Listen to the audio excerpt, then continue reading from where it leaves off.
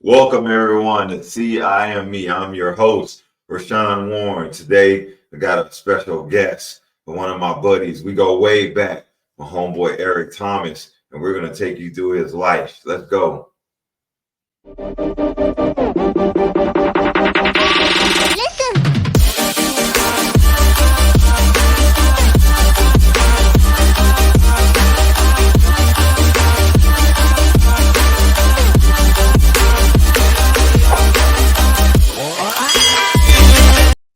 Hey, welcome back. I'm your host, Rashawn Warren.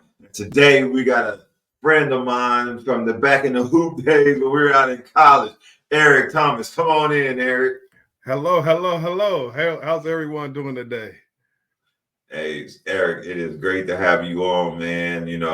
I've been excited about this. I saw you last year for a little bit, but it's been a while since we've seen each other. But, Right. we went through the college round together. We grew together. We won together. That's We had a right. lot of jokes together. But at the end of the day, we're all living our life, and we go different paths. So you have an interesting story. You've been down a path that a lot of people travel actually, but you bounce back and you're back in the game. So tell the world a little bit about who you are and where you're from. Well, my name is Eric Thomas, as you guys already know. I'm from Springfield, Ohio. I ended up going to Kent State University. Graduated in I received my bachelor's degree in criminal justice in 2001. I was a fifth-year senior, or I redshirted my freshman year. Ended up going to the Elite Eight in 2002, and then after that, ended up starting life. Made a couple, made a couple of decisions in my life that kind of changed the course of my life. But I'm back on path now. I actually own my own lawn and landscaping business. It's called E.T.'s Lawn Maintenance and Landscaping. So I'm doing really well with that. Enjoying life. Enjoying my freedom. Other than that, you just don't know the journey that I've been on. Freedom, it tastes good. You taste that? Y'all married, right? I'm married. I am married. I've been married for, don't let me get cussed out. I think it's been, be 6 years, June 17th. All right. Hey, the funny thing is, when we met each other in college in the great Kent, Ohio, we all came in as youngsters, brand new out of high school, just trying to figure out the world, right? We all come from different backgrounds. Most of us, from the streets. I still laugh. It's not funny, but I laugh. I remember you was like, "Hey, come out and visit me in Springfield and come see where I stay." And I'm like, "All right, bet, let's go."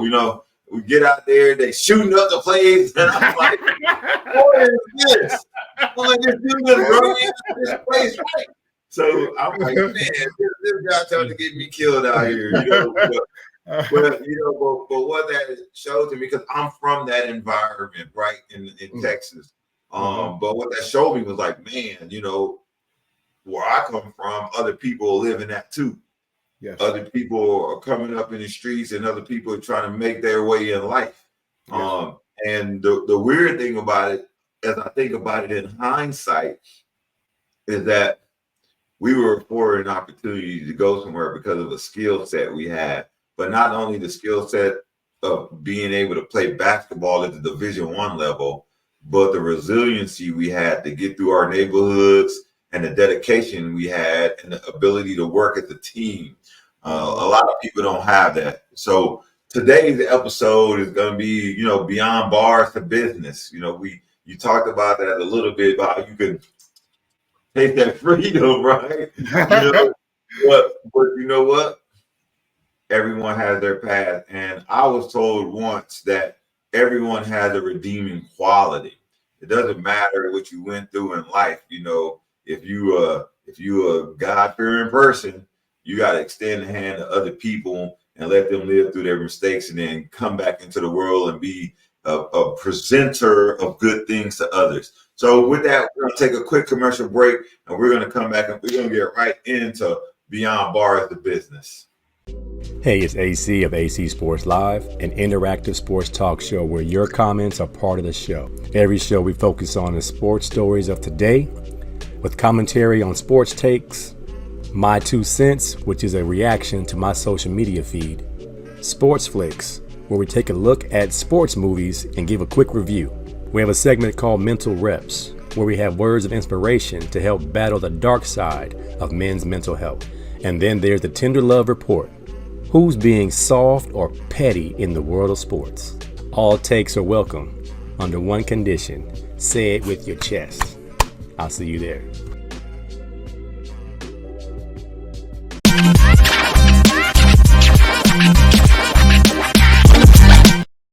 All right, and we're back.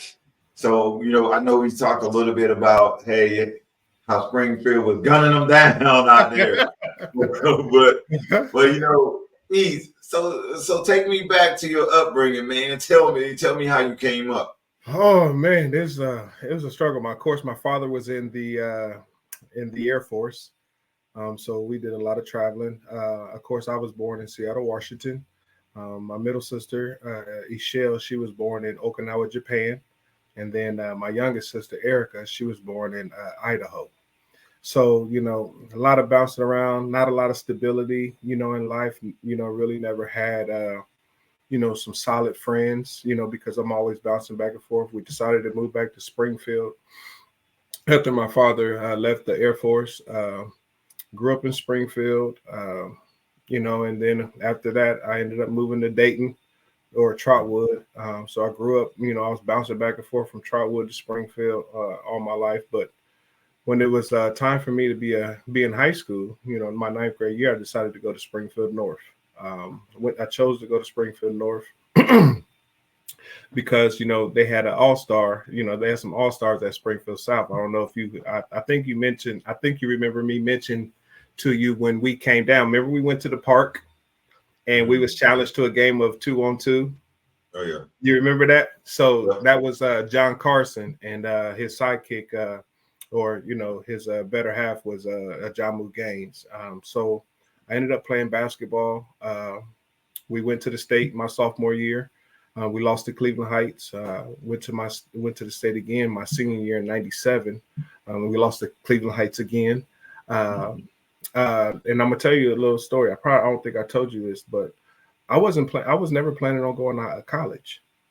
I never had my mind set on going to college, because it wasn't something that was instilled in me, growing up. Like, hey, what I'm saying, get your grades together, go to college, get your academic scholarship, or play basketball or some type of sport. You know what I'm saying? So I was shocked, to see the coaching staff from Kent State University, actually come down and, recruit me. So I was like, oh, okay, this is all right, let's try this avenue. So ended up signing the letter of intent to Kent State University. And that's just about it.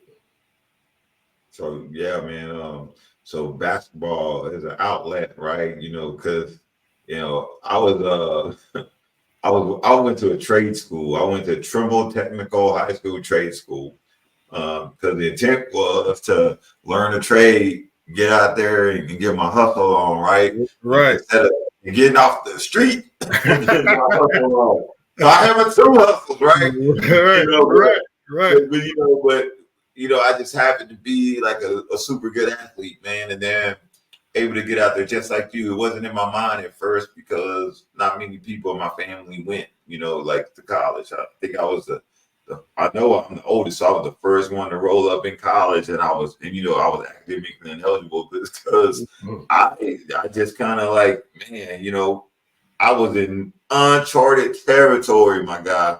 Mm-hmm. And I was trying to figure it out. I'm the front runner, and I was doing stuff and didn't have people to help me. Right? Well, I'm not blaming it on anyone. I'm just saying I didn't have someone in front of me to say, "Hey, this is how you do this thing." So I showed up just trying to figure it out, and it almost didn't work out. So me and you, we got a similar family dynamic coming up, but you had both your parents initially, right? Yes. Tell me about your family dynamic, man, and some of the challenges you faced in your early years. Oh wow, let me see. Let me talk about the struggles. Being in a two-parent household, my father worked at the U.S. Post Office. Leaving, after he left the Air Force, and then of course my mother, she bounced around from job to job. I had my two sisters. We was raised up in the church. So every Sunday we was going to church. Every Shout Sunday. out to mama. Shout out to mama. You know what I'm saying? So the all the morals were aligned, and of course my dad being in the service, so it was no sir, yes sir, no ma'am, no ma'am. You know what I'm saying? So we had that, and then of course because my father, he really didn't do well with his paychecks. Every now and then we'll see the lights turned off, and when you come home and you hit that switch and you don't see nothing come on, it's a short in this thing right now, right. So growing up, we always had candles, and I never realized why we had so many candles in the house. So until that actually happened, I wondered. I then knew, oh, okay, power go out. All right, get the candles, light the candles up. All right, let's go.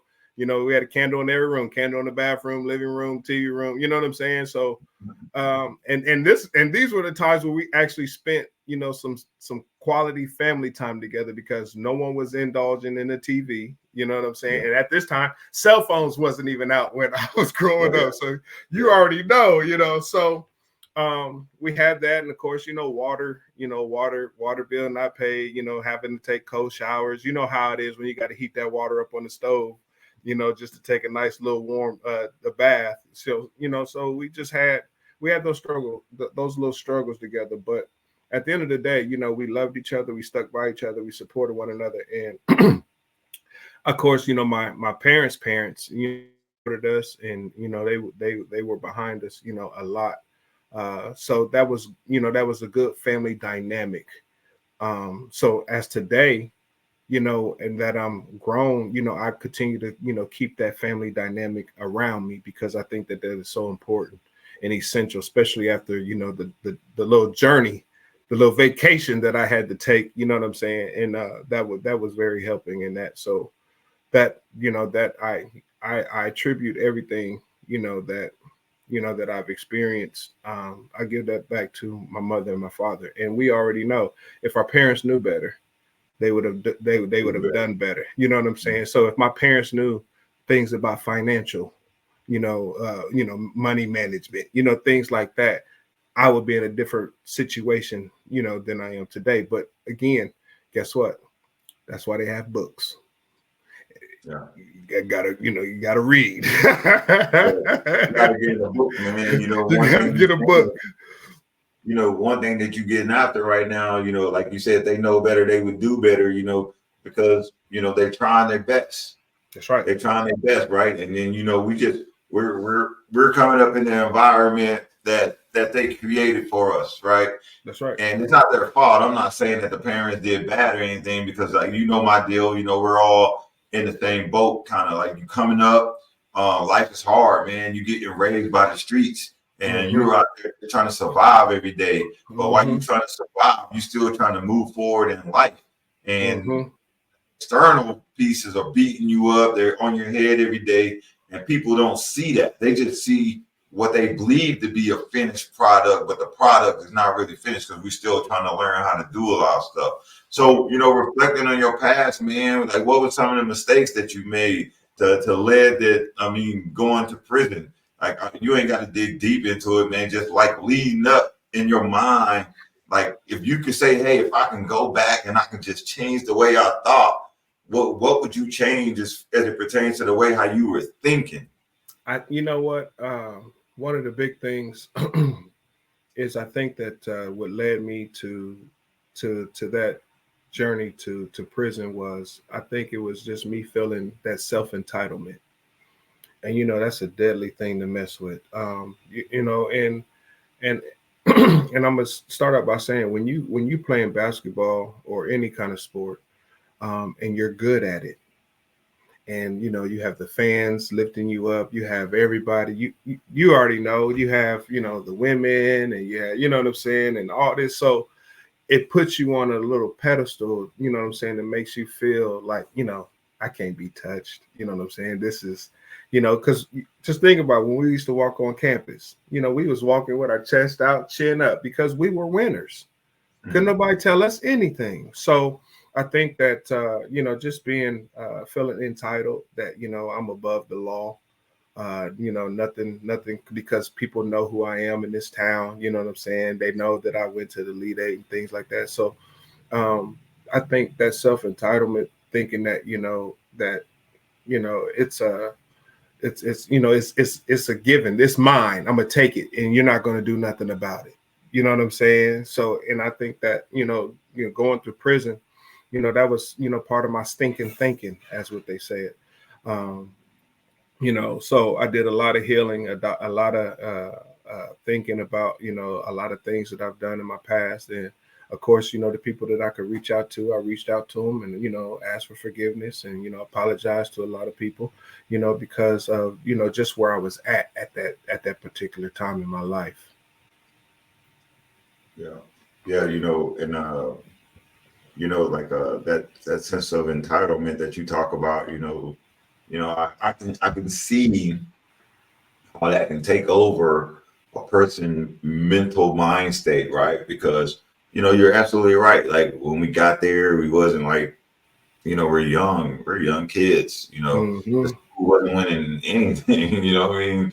And then like, we showed up and we turned up. That's right. We showed up and we turned up. And then all of a sudden, like people were like, hey, that's Warren, that's Thomas, like they were giving us those things that we didn't have growing up, right? Mm-hmm. So when you start thinking about it, like we grew up in the street again, like I say, we grew up, we got to make it happen. We hustling, we just trying to make it to the next day. Then all of a sudden you got somebody like, hey, I'm proud of you. Hey, you the guy. Hey, Mm-hmm. way to win that game. Hey, I can't wait to see you next time. Then That's all right. of a sudden, you start to feel those things that you never had. That's right. Initially, and then your mindset, like you said, we were winners. Still from those days. Mm-hmm. From those days, I feel like I'm a winner, right? Like I'm remarkable. Like us in life, first class, uptown, all the way. In my head, right? But you say you let it go to your head, right? But Mm-hmm. you was all the way high. You was winner, Elite Eight guy, all the way high, and then bam, you know what? They retire your jersey. They say, hey, you the guy, we're retiring your jersey. Boom, you end up in prison. You're in prison. They're like, hey, we just gonna fold this thing up. Bring them down. Bring that down. That one right there. Yep, bring that down. Right? We don't want to be associated with that. Rightfully so, whatever. It's their prerogative. They can do what they want, right? But how did you feel like you living up top, man? You up there, you the guy, then all of a sudden you locked up and you hearing they taking your stuff down, and now you're reflecting on who you are. What does that mean? You know what? I'm gonna tell you, when when I found out that they took my jersey down from the Raptors, I was crushed. I was crushed. And and to hear them say that they didn't want nothing to do with me, going through that whole process, I'm like, oh my goodness, I spent 5 years giving you my tears, my sweat, my blood, my surgeries. You already know about the surgeries. I broke, what I'm saying, breaking bones, and this is how you treat me at the end. Something that I did off of the court, is now reflecting what I did, what I'm saying, on the court. So now it's like I was embarrassed. I felt ashamed, bro. Like I'm like, oh my gosh. But then when I was locked up, I realized all these businesses, all they doing is protecting the brand. They don't want nothing to do with any negativity. So I had to accept it. Okay, I understand. Okay, I see why you did that. But it still hurts because I've done so much for Kent State University, and just to, for that to happen, I'm in shambles about it, bro. But I then also learned that, all this stuff, it's gonna pass away. It's just materialistic. I can't take it with me. All it is just, something to remember, me buying what it was that I done on the court. So, Yeah, the court is a finite part of our life. I remember watching this interview with Mike Tyson. He had all of his championship belts laid out from every time that he won the belt. I mean, he won the title or he defended the title. And the guy said, like, hey, look at all this history. Man, you got to feel so proud about this. Mike took the thing and was like, it's garbage. I was like, what? Mike was like, man, this is garbage. He said, once upon a time, it meant a lot to me. He said, when I was young, it meant a lot to me. He said, but now what's important to me is my family. He said, how I'm going to look at it in life once I'm out of here, the impact that I make. Yep. So, and the school did what the school had to do. It wasn't one dude or one person that showed up and said, hey, no, Mox, we're not doing this. It was a group of people who probably got together and said, hey, you know what? What he did is not commensurate with what this institution is about. That's right. And that was the decision that was made. And like you said, you were crushed. You had to live with it. But you know what you had to also do? You had to pick yourself back up. That's right. You got to get back out in the streets and in the world and make it happen for not only yourself, but for your family, your immediate family that you got now. Hey, we're going to go to a quick commercial break, and then we're going to jump right back in this story, Eve. Hi, Joel Maurer, founder of Dink Ninjas.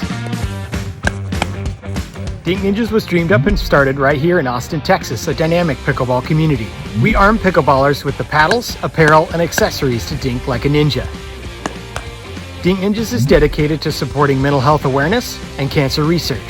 Shop our full lineup at dinkninjas.com.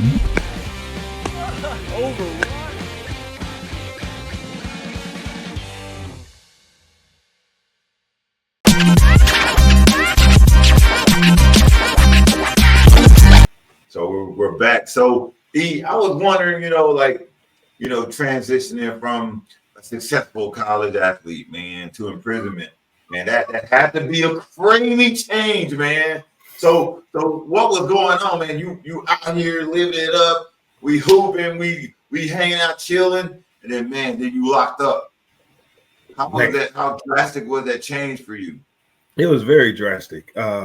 Just for those who can relate to me, you can just only imagine. Waking up, being able to do whatever you want to do, go to work, come home, want to go, and then all of a sudden you got to go to bed. You got to be on your rack at this time. You got to stand up for count at these times. Mm-hmm. You know what I'm saying? You gotta wait to be called to go to eat. They call it chow, so, mm-hmm. And then, oh my goodness, it was devastating. It was almost like you being taken out of your neighborhood and put into a different culture, a different mm-hmm. neighborhood. You know what I'm saying? Yeah. So I was sitting up here thinking that when that happened to me, I was just in shock. And I'm just like, okay, well, you know what? It's time to adapt, because this is what we've been doing all our life. Yeah, we've been adapting. That's what we do. We adapt, and when we adapt real well at it. So mm-hmm. I just had to, find my place. And I'm gonna admit to you, I was scared. If you can only imagine having to do time with lifers. These are people that's never going home. So I'm petrified in there. I'm like, oh my goodness, I just want to go home. Look, I just want to go home. How you really want to go home? You like 6'5", 240. What are you talking about? And you feel like you scared. Hey. Listen, because I'm gonna just be honest with you. The things that you see when we watch these movies, when they these movies about prisons and what people have to do and things like that, and you don't get a say so. You know what I'm saying? It's almost like things are forced on you. Like, hey, you want to be a part of a gang, Ray? No, I'm cool. You what? I'm cool. Now you got to fight. I'm trying to go home. I want to go home. I don't want to be here. I don't want to fight. I don't want to have to stab nobody. I just want to go home. Just let me. So what I did is that, guess what? I used my talent. My talent was basketball. So I get in there and, you know, a lot of people, again, no one knows me. So, you know, I get in there and I go to the gym and I start playing basketball. And you know how those days were when I just let it rain, gone with the wind. You know what I'm saying? So that's what that's what I did. You know, I hooped my way through. I earned my respect through playing basketball, you know, and every day, you know, it went from being scared to, you know what I'm saying, being comfortable. And I don't know if you want to be comfortable in a situation like that, but you know, when you have people coming to your dormitory, knocking on the door, asking if you come in the hoop, come on the hoop, you know, you on my team, you know. So when I first started playing in prison, you know, I had to wait. I was sitting on the bench. You know how, you know, when you first go to the park, you got to sit on the bench. Nobody know who you were. But when I got on the floor, I had to let it be known. I'm not the type of person that needs to sit on the bench. As soon as I walk through the door, I'm on the court. So that's what I did.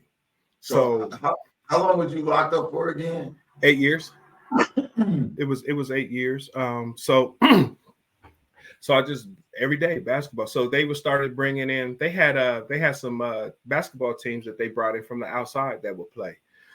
You know, one team, I think it was Hooping for Jesus or Hooping for Christ or something like that. They would come in. They would for Christ, something like that. It was, you know, I don't know if Athletes in Action came.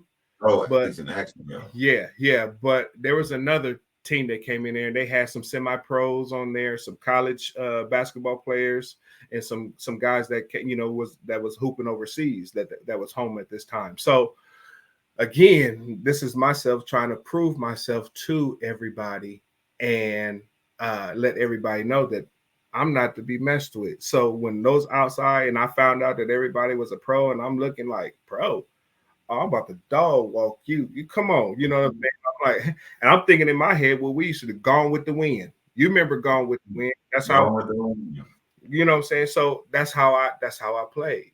And you know, the respect just continued to come and you know, and I just couldn't do nothing but just thank first and foremost, you know what I'm saying, God, you know what I'm saying, for this, you know what I'm saying, even though it's a bad situation, but I'm just thanking him, you know what I'm saying, for having this talent to be able to get through, you know what I'm saying, prison that's going to help me, you know, guide me through and keep me away from all the mischief that's going on in here. You know what I'm saying? So yeah, nobody wanted to see me fight. You know, people was protecting me, standing up for me and things like that. So I was just like, man, oh, thank you, Lord Jesus. I still want to go home. Didn't say you wanted a lot of snacks for sure, huh? Listen, a lot of ramen noodles in there. Oh yeah. Hey, I can't deal with you right now, man. Hey, so check it out, man. So like, man, your story is like so interesting, man, because you know, like I keep going back, like we grew up in the streets. I mean, we knew people who were locked up, right? You know, I was telling somebody once, you know, like I learned I'm a pretty good, decent chess player, right? But you know, I learned how to play chess from my mom's friend husband came back from prison. Taught me how to play chess, you know. Like, some of my friends that I grew up with, they were like killers. They was like killing people. But I was like hanging out with them because they're my friends in the neighborhood. I grew up with them, right? And you know that they didn't do the things they're supposed to do. But on the inside of myself, I'm like, well, I've been with this person every day. You know, like this person didn't do that to me. But I think once people commit a crime or once people do something that's not in alignment with what society wants us to be, that's not a good thing. Honestly, not a good thing. we kind of give up on them. We're like, well, Mm-hmm. that person did this, done, son. Not talking to this person anymore. Don't give that person an opportunity. Don't support that person because they did something bad and they shouldn't have never did. I'm pretty sure that you got those feelings or you felt that from people who, when you got out, they were like, there you go, watch out. Did you feel that from people? Like what he say? Him downstairs. him over there. Listen, the thing about that is that I had to realize that we are dealing with a society that are, where majority of people are very judgmental. So I had to be able to say, you know what, I had to put on that tough skin. I had to put on that tough skin and be like, you know what, there's some people out here that's going to judge me. And I'm going to tell you, having this, what I'm saying, now on, a part of my jacket or whatever, it's hard, what I'm saying, to, get employment. And I understand people say, oh, no, you just got to, yeah, I mean, but you're not going to get the job that you really want. You know what I'm saying? You have to have a breakthrough. You know what I'm saying? I can go out here and I can apply to McDonald's and I can get hired at McDonald's, but that may not be, what I'm saying, where I see myself. Maybe I see myself as a construction worker, or, what I'm saying, somebody, that's in the office, what I'm saying, making $25, $30 an hour. It's going to be hard to try to get in into something like that. But I said, you know what, I'm going to just go ahead and I'm going to start my own business. And actually I have businesses, I'm working on them slowly but surely. But I'm like, you know what, I'm done. I when I came out, I worked at Central State University as a residential hall coordinator. So that was a blessing to be able to receive that type of employment. I stayed there for about 3 years. I left there and I went to truck driving school at Clark State Community College, and received my CDL. And then I was hired on at Ace Hardware down here in West Jefferson, Ohio. And I started driving semi-trucks. So I was a semi-truck driver for a couple of years as well. But what really pushed me towards, my business was I told I told Ace Hardware that, I have my own business, I can't really work, weekends because I have to get to my lawns and things like that. And they looked at me like, we don't care.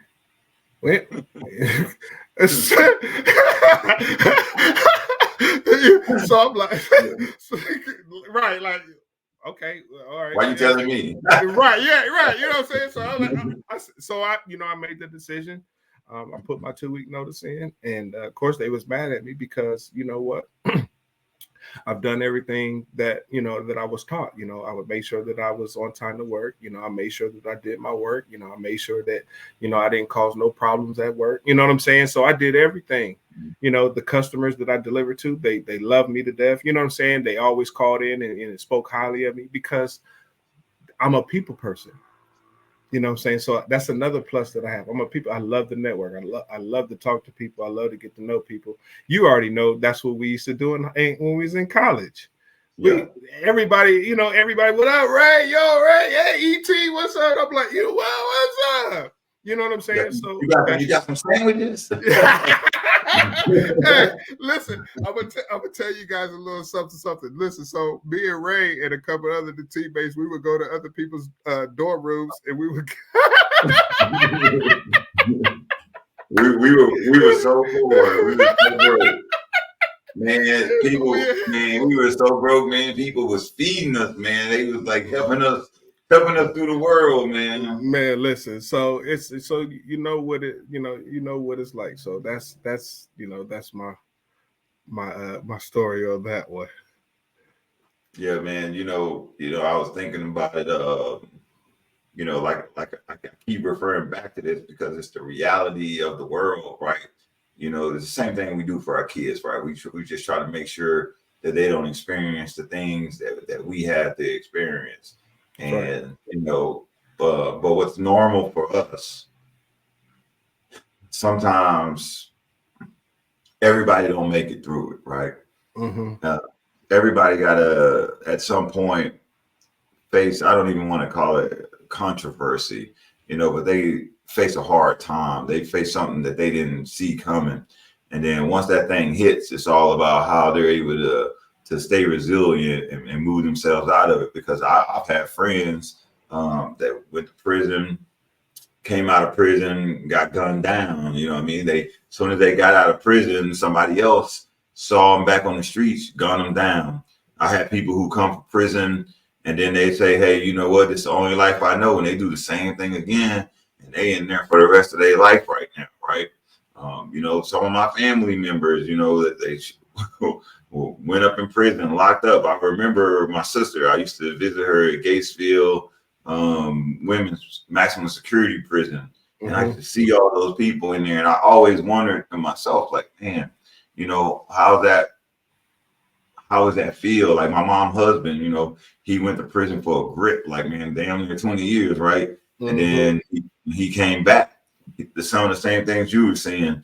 He was like facing like no one, even though he was working hard and he was doing everything he was supposed to do, when they found out he went to prison, they were like, nah, bro, we can't, even though he was steadfast in what he was doing. So I don't want to say I've been in this cycle watching this happen over and over, but what I've learned from it is that, like, hey, I've seen people come back, redeem themselves, and become great.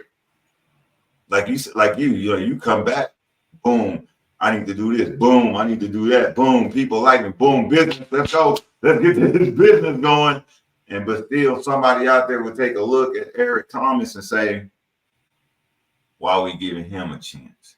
So with that being said, now that you achieve some success now in your business, how you feel about the journey from prison to entrepreneurship?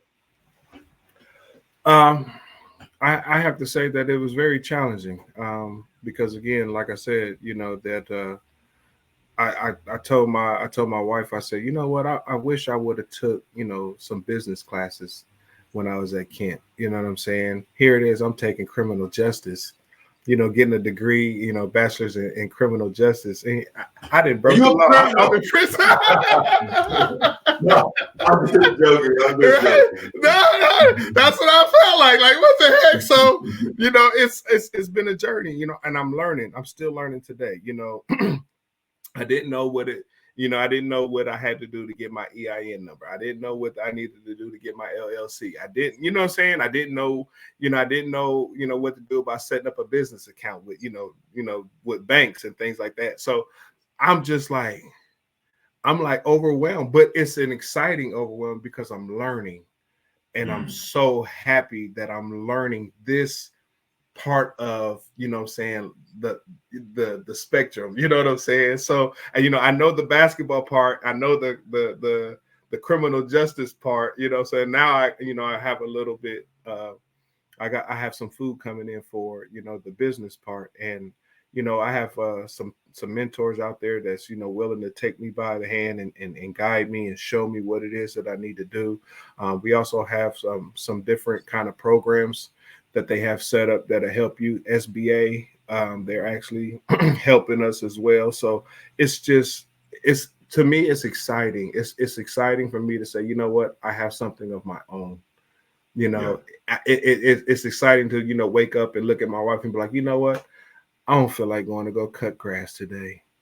You know what I'm saying? And then, think about it for a minute, be like, you know what, I'm missing out on that money. Come on, let's go.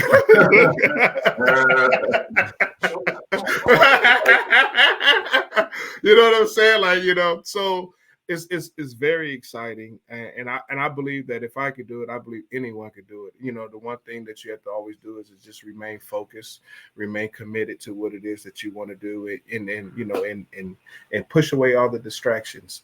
It's the distractions that, tear you down, and the distractions could be people hating on you. You can't do it because you're a felon. You can't do it because you're a criminal. You can't, you know what I'm saying? People ain't going to trust you. That's not who I am as a person. People make all those judgments based off of one decision, one bad decision that you make in your life. And I was told you could do a million things right, but you do one bad thing, it'll stick with you for life. Oh yeah. And it's true. But you got to be strong. You have to be strong-minded. You have to be able to go ahead and edge that stuff out and be like, you know what? I'm not going to allow the enemy to take, and rule my life. No, because I have the power within to be able to do whatever it is that I want to do. And I'm going to do it. Ray, we were winners. So what it looked like me being a loser? Yeah. Yeah. You know what I'm saying? Well, because I tell you, right? So in order to be a winner, you got to be a loser. You got to take an L somewhere, right? Because if you're not taking those L's, you will not grow, Nope. And like, remember, I told you about, like, hey, I went to the little assessment program. I'm doing my thing. I'm always hopping and popping. Everywhere I go, I'm hopping and popping. And then one day I'll go somewhere and they're like, nope, you ain't hopping. You ain't popping. You know what? But my mindset wasn't that, dang, man, I lost. I didn't win. You remember when I told you, I was like, man, let me go and get this show going. Because all of us are so much more than who people think we are. Sorry. Most people who know you, they only know you for whatever situation you may be in. Yep. Most people, the people in college, they only knew us because we was putting the ball in the hole and we was winning. But they wasn't there when we were in the room talking about where we came from and how, like, the lack of things that we were provided or the resources that we didn't have, but we're still at the same place with everybody else. Like, we didn't have them resources. Nope. But something within us got us to the place where everybody was supposed to be.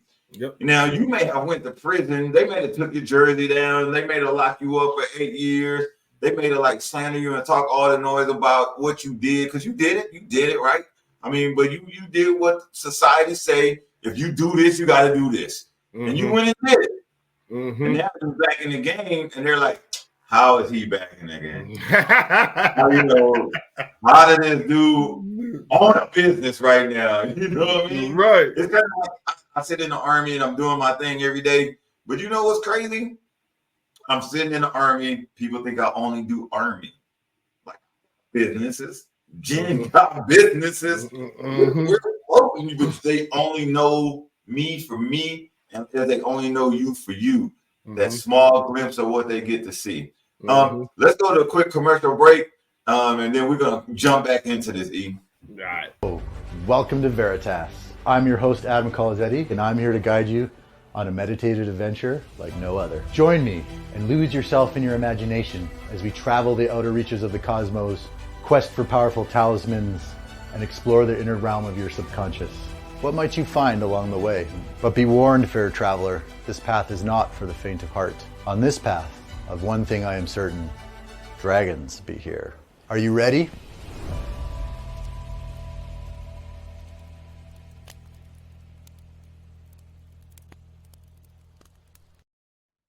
Hello, we are the MD and Chef team. I'm nutritional chef Michael, joined by my beautiful wife, Dr. Isabel, medical doctor and suicide survivor. Yes, I was dropped into the world of mental illness back in 2013, and by the grace of God, I survived suicide. But here's what I learned.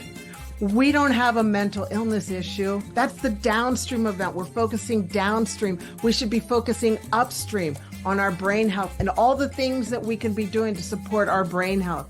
Because you see, it's like mopping up the floor when the sink is overflowing instead of turning off the faucet. So come and join us on the MD and Chef Team show. Come join us.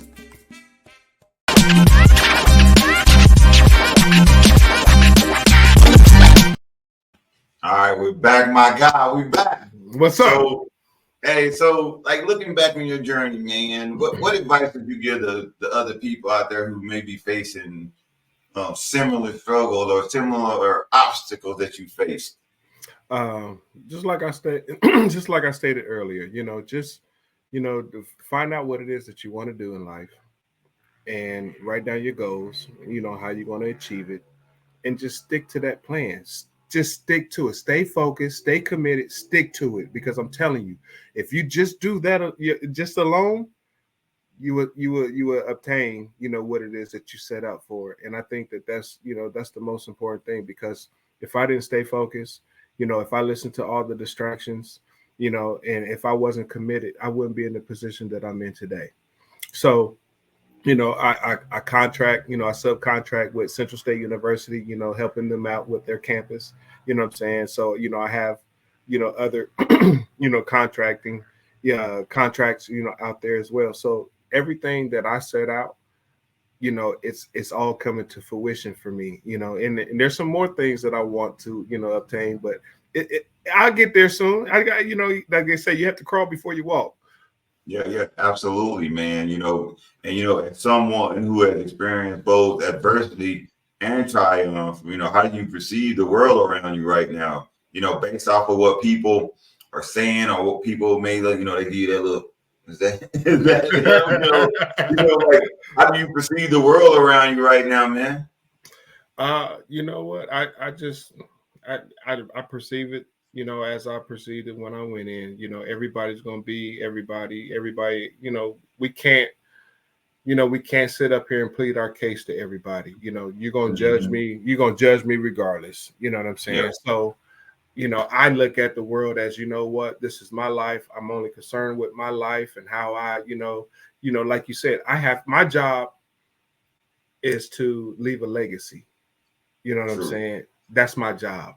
And, I want to be able to touch as many people that I can, and let people know that, hey, if I could do it, you could do it. And that's it. That's it. You know what I'm saying? That's big facts right there, because, I share it too, because, I tell people all the time, I ain't, people don't even think I'm supposed to be here. Right. Where I came from, like when we think about success in life, we have the tendency to judge it off of what other people think success is.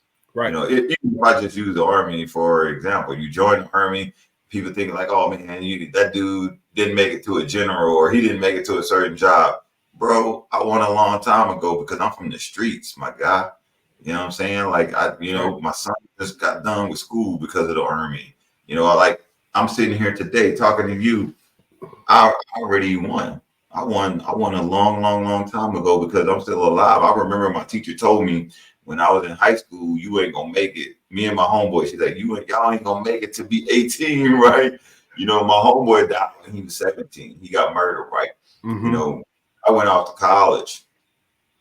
I was like, man, I made it out. I thought I won then.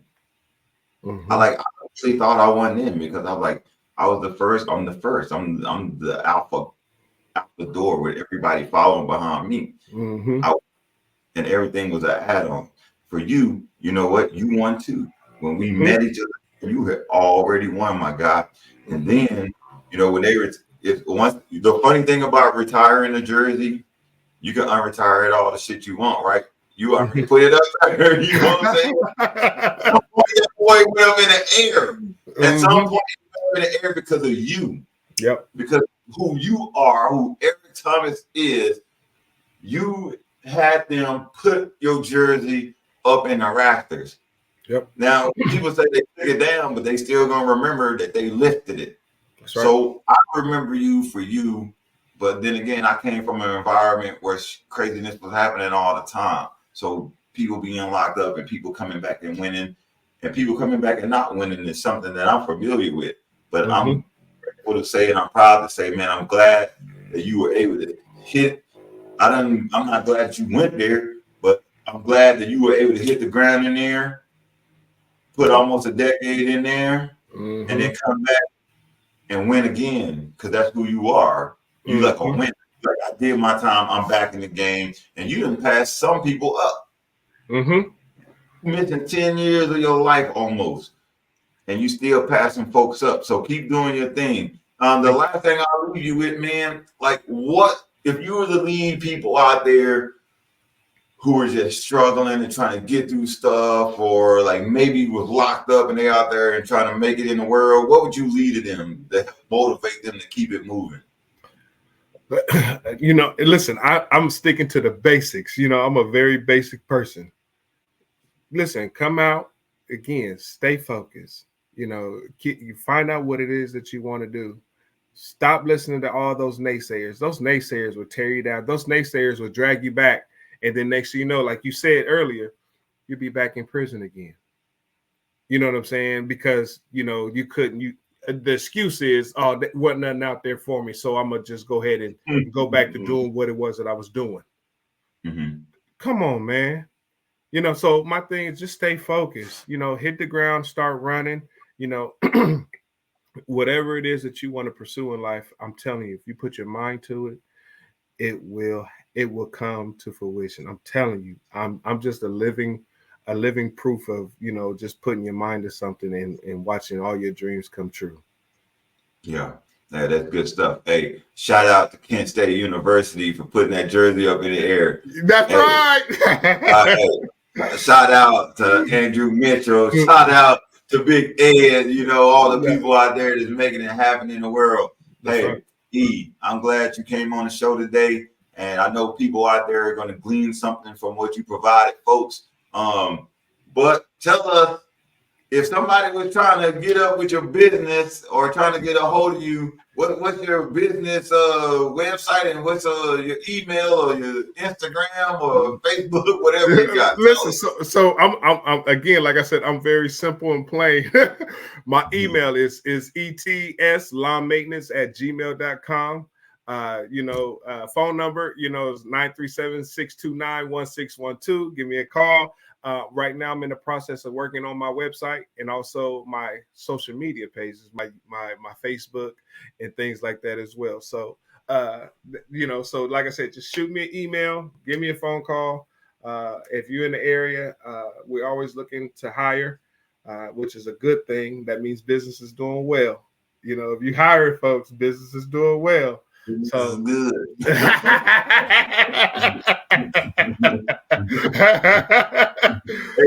so the area, let's knock this down. What area are you in Ohio? I'm in, they call it the Midwest of Ohio. So I'm in the neighboring cities would be Dayton, Columbus. Cincinnati's kind of far off, but you know, Dayton area, Columbus area. So I'm in between the two of them. All right. Hey, DT, thanks for your time today. I'm glad that you can be on. Everyone out there, I am Rashawn. I am your host of I Am Me, and we will see you later. Bam. Listen.